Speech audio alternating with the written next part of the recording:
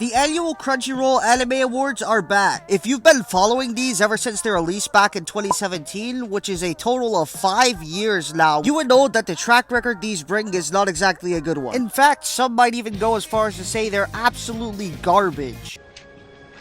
You're trash, bro. So, for our video today, we will be breaking down some of the nominees in the following categories. Anime of the Year, Best Boy, Best Girl, Best Protagonist, Best Antagonist, Best Animation, as well as Best Fight Scene. And without further ado, let's get into it, shall we? First up, we have Anime of the Year. The nominees for the category be as follows: Attack on Titan, the final season, Odd Taxi, Sunny Boy, Ranking of Kings, Jujutsu Kaisen, and 86. These are actually some pretty good candidates. If you ignore the fact that there is no Mushoku Tensei on this list, Crunchyroll, what in the actual hell were you thinking? Let's also not ignore the fact that there's literally no Tokyo Revengers either, because that show didn't break the internet on a weekly basis or anything. But if I had to choose a show from the list given on screen, then it would without a doubt be Attack on Titan, the final season, and it's not even close. This was easily the most anticipated show for the year, and it lived up to the hype in every way possible. Moving on, we have the Best Boy category. So let me get this straight. On this list, we get both Draken and Mikey, and yet Tokyo Revengers somehow still is not Anime of the Year material. Okay then. As for the rest of the list, Baji, Odakawa, Miyamura, and Senku. These guys are all great characters in their respective rights, but none of them even come close to Mikey in my opinion. So that now brings us to the Best Girl category, and oh boy,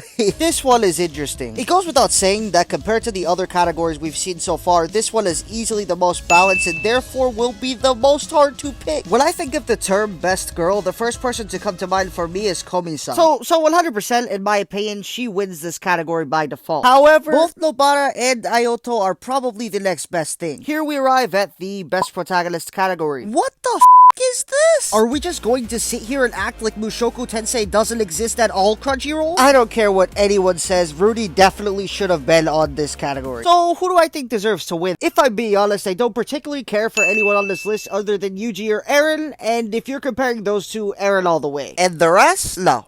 Just when you thought it couldn't get any worse, here's the list for the Best Antagonist nominee.